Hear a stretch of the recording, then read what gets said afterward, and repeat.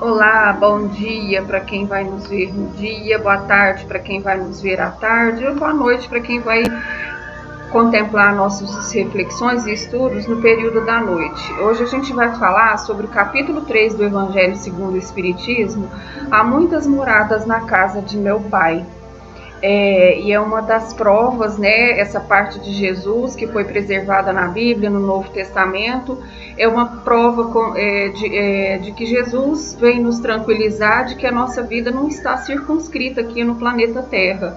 Então, no Evangelho de São João, a gente encontra a seguinte reflexão: não se turbe o vosso coração, crede em Deus, crede também em mim. Há muitas moradas na casa de meu Pai. Se assim não fosse, eu já vou-lo teria dito, pois me vou para vos preparar o lugar. Depois que me tenha ido e vos houver preparado o lugar, voltarei e vos retirarei para mim, a fim de que, aonde eu estiver, também aí estejais. Essa fala de Jesus, ela me lembra um pouco aquele momento que Barrabás, na crucificação, pede para que ele o liberte, né? E no consolo que Jesus pode dar a ele, fala que ainda nessa noite eles estarão juntos na casa do Pai, né? Que o estado de erraticidade da alma após o desencarne, que também nesse capítulo do Evangelho é muito bem esclarecido pelos Espíritos. Bom, quando a gente fala em pluralidade dos mundos, que os mundos são habitados, a gente vai esbarrar em um dos pilares do Espiritismo, porque o Espiritismo ele está fundamentado em alguns pilares: a existência de Deus, a imortalidade do Espírito, né? A reencarnação, a evolução e a pluralidade dos mundos. Então, quando a gente vai conhecendo a doutrina espírita, né, e a dimensão da filosofia dela, a gente entende que a vida em outros planetas é um ciclo, é um patamar da existência divina. E quando a gente pega a Terra como ponto de partida, a gente vai perceber que a Terra está num ponto intermediário, mas a Terra já foi um mundo inferior, ela vai chegar a ser um mundo superior. Porque quais são as categorias, né? No Livro dos Espíritos, na questão 57 para frente, ele vai falar na categoria dos mundos habitados. A Terra já foi um mundo primitivo, né? Na Idade das Cavernas, a luta pela sobrevivência extremamente. A gente já teve aí o início de configuração das sociedades primitivas, né, onde cometia-se o duelo, cometia-se muitas guerras e atrocidades, que algumas eram legitimadas pelas leis. Hoje a gente entende que num processo evolutivo as nossas leis vão se aperfeiçoando, porque o planeta está ascendendo. Então essas seriam as principais etapas de transformação do planeta Terra, de primitivo para provas e expiações. Nós estaríamos aí nesse terceiro degrau, saindo de provas e expiações para entrarmos no mundo de regeneração. Essa é a transição que nós estamos chegando, né? Saindo da regeneração, a gente vai para a categoria de mundo feliz, até a gente chegar lá a um mundo puro, né? Que a gente ainda está bem distante da nossa realidade, mas é a nossa meta, é o nosso caminho inevitável. Na Revista Espírita de março de 1858, ela traz aí uma classificação dos planetas. Marte, os espíritos, né, que ditam as mensagens, coloca Marte como uma vida inferior à Terra, Urano com habitantes moral mais elevada, e Júpiter seria entre nós o planeta mais elevado do sistema solar. E é interessante que quando a gente a constituição física dos planetas, né, sistema Via Láctea, no ensino fundamental mesmo, a gente apresenta que nós temos 4 planetas, né, que são chamados aí pela ciência os gigantes gasosos. E aí, devido a essa baixa densidade, né, da matéria, é aí que os espíritos mais felizes e regenerados vão habitar, porque eles já não têm as vicissitudes da matéria como a gente tem, né, enfermidades genéticas, uma série de outras características da nossa constituição orgânica que nos atrela a essa condição de prova e expiação, que nesses mundos regenerados e felizes já não tem, né? A vida espiritual é mais dinâmica e é muito mais ativa. O que a gente tem nos mundos superiores? O Evangelho traz para nós, né, através da psicografia dos espíritos, que a vida moral e material são bem diferentes da vida da Terra.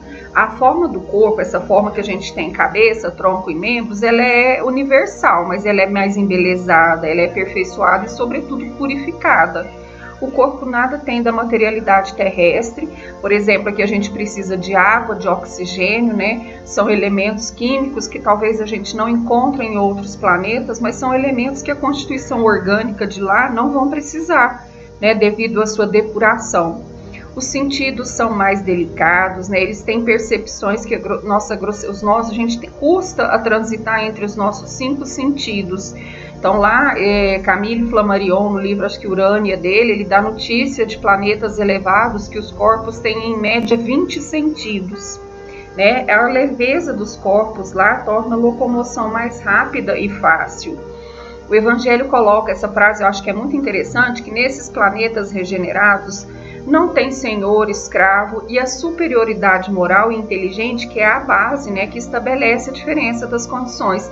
Então, quando a gente pega uma imagem, uma pintura de época dessa, escravos, né, a gente percebe que a gente já evoluiu, a gente já saiu dessa condição de expiação, né, de ter esse poder de dominar. Pelo menos por lei já, nossa sociedade não tem como mais fazer o uso do trabalho escravo, e a gente está caminhando para isso, onde os grandes líderes, né, os nossos grandes chefes das indústrias, das propriedades privadas aí, eles vão ser escolhidos pelo QI de coeficiente de intuição. Isso já está sendo muito valorizado e são muito bem preparados pelos coachings, né? Tem aí os coaches empresariais que eles treinam os líderes para que eles possam ter exatamente isso, essa superioridade moral e inteligente à frente dos seus, entre aspas, operários.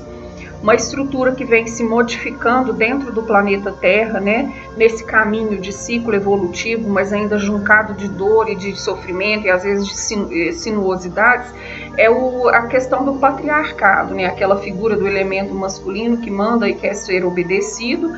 Isso tudo tem que ser substituído e alavancando degrau, passo a passo, pela superioridade moral. A gente percebe aí que a mulher ela vai fazendo um papel, tem feito um papel relevante nas transformações familiares, né, e que nem sempre é compreendido e que às vezes também é desvirtuado.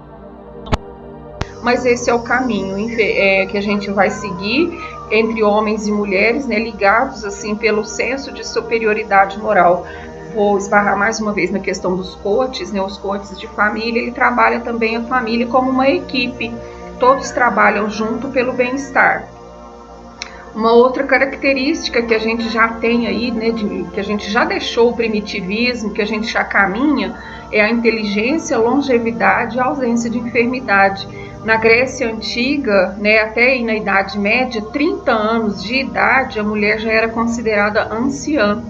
Então, hoje a gente percebe aí as políticas de saúde pública muito voltada para essa longevidade, para esse aproveitamento. E nos mundos superiores, a vida ela é longeva, né? Então, ela não tem tanta enfermidade, então é possível alcançar aí grandes períodos de existência, grandes realizações numa única encarnação. O Evangelho ainda traz que o espírito não se arrasta como a gente pelo solo, que ele desliza.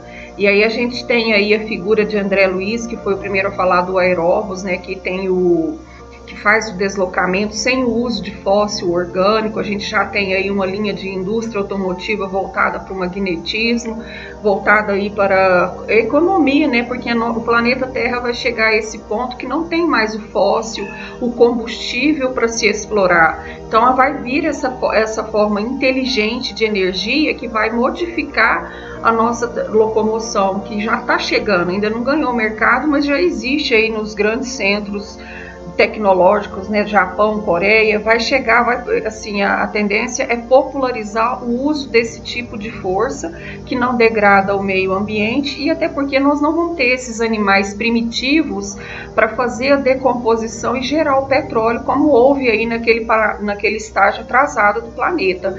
Então a nossa natureza também vai se modificar, né? A gente vê animal entrando em extinção, é uma lástima, mas outros estão chegando aí nessa nova constituição do planeta. Nesses mundos avançados, a base da comunicação é a transição do pensamento.